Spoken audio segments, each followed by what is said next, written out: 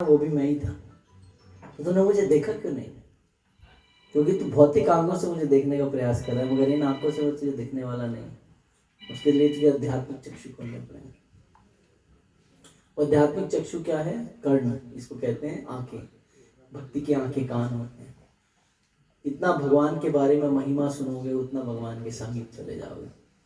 अगर हम देख नहीं पाएंगे, भगवान के 3 प्राकट्य हैं। पहला स्वयं अवतार, भगवान 10 अवतार के रूप में जन्म लेते हैं।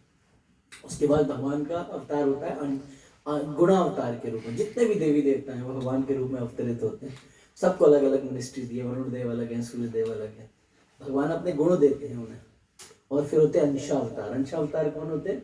जो गुरुजन इस संसार में आते हैं भक्ति का प्रसार प्रचार करने के लिए, तो भगवान के अंशावतार होते हैं। और फिर उसके बाद एक और अवतार होता है। वो कौन सा है? हमारे संसार में जितने भी चीजें पाई जाती हैं वो सब भगवान का प्रकट है। वहीं से तो आई हैं। आप स्वयं भगवान के अंश हो।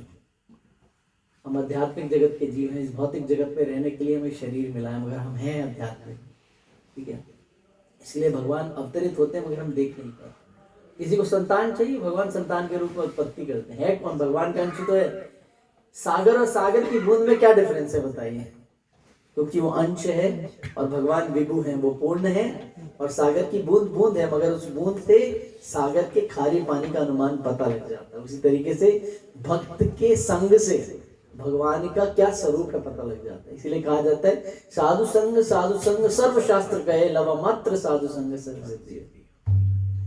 साधुओं का संग करोगे तो वो सर्व सिद्धि प्राप्त हो जाएगी। तो कभी भी भक्ति में मनोरंजन का कोई तोल मोल नहीं है। ये सिर्फ आत्मरंजन का विषय, सुनना और भगवान से प्रीति जागृत करनी, बस और कुछ नहीं। इसीलिए हम हमेशा क्या करते हैं? सब कुछ करते हैं और भगवान को श्रेय दे देते हैं। कैसे? मेरा आपकी कृपा से सब काम हो रहा है, मेरा आपकी कृपा से सब काम हो रहा है।